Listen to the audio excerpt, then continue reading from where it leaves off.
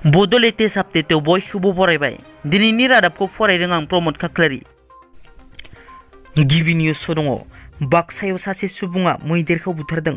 बाक्सा जिल्लानि भारत भुटान सिमना ओनसोल सिब्रुबारियाव बे गिख्रंथाव जाथाया सोमजिदों। हाग्रानि मैदेरा आबाद खहा खालामफैनायनि दायाव रागा जोंनानै मैदेरखौ बुथारदों सासे सुबुङा। बाक्सा जिल्लानि बाताबारि हाग्रा खोन्दोनि मावखुलिनि साखाथियाव सोमजिदों बे जाथाया। मिथिनो मोननाय बादिब्ला हाग्रानि मैदेरा आदार नागिरनानै सानफ्रोमबो भारत भुटान सिमना ओनसोलाव माइफोरखौ खहा खालामफैनायनि रागाजों ओनसोलनि थागिबि रिसन गयारि मुंनि सासे सुबुङा मैदेरनि लामायाव बेटारि शट लगायना दोनदोंमोन। बिनि उनाव मैदेरा जोखोम जानाङो। जखम जानाय मैदेरखौ रागाजों रिसन गयारिया रुवाजों आथिंफोरखौ दानस'यो। जाथायनि सायाव हाग्रा बिफाना खौरां मोननानै जाथाय थिलियाव नुजाथिहैना दायनिगिरि रिसन गयारिखौ निकासि पुलिस आउटपस्टआव हमना लाङो। दिनै आसाम पुलिसनि सा 2447 एसआइ आरो कनस्टेबल एबिइउबि बिबाननि फिथाइखौ www.slprbassam.in वेबसाइटआव फोसावबाय। मख'नो गोनांदि दिनैनि फिथाइ फोसावनायाव गोबां बर' लाइमोनफोराबो उथ्रिसारनो हादों।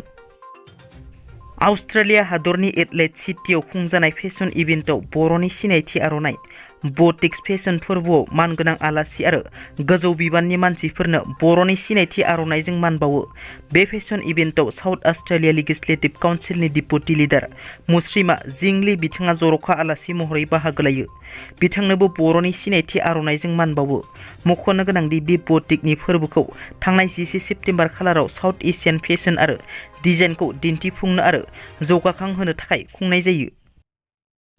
NLFB आफादनि फिन बाखनायथाव हाबा। NLFB आफादा सरकारजों सावरायनायजों लोगोसे गोबां मोजां खामानि मावबोबाय थादों। गोबांखौ गोबां समाव मदद आरो हेफाजाबबो होबोगासिनो दङ।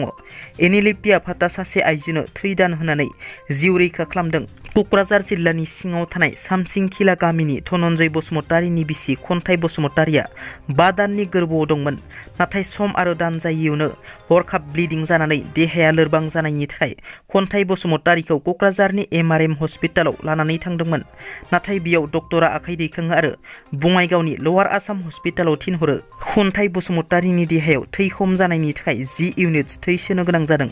न'खराव बांद्राय रांखावरि गैयैनि जाहोनाव बेरामिखौ हस्पिटालनिफ्राय रिलिज खालामनो हायैनि थाखाय बेरामिनि बिमाया क'क्राझाराव थानाय NLFBनि डिजिनेटेड केम्पआव थांनानै दुखु फोरमायनानै मदद बिहैनायाव NLFB आफादनि गाहाय नेहाथारि एन फानजारिजों लोगोसे आफादनि सा ग सोद्रोमाफोरा थै होफैनायाव आइजोखौ जिउ रैखा खालामनो हायो आरो दा बेरामिनि थासारिया मोजां जाबाय होनना मिथिनो मोननाय जादों। दिनैनि रादाबा एसेनोसै। नोंथांमोना जुदि आंनि चेनेलखौ दासिमबो साबस्क्राइब खालामाखै अन्नानै साबस्क्राइब खालाम। गोजोन्थों।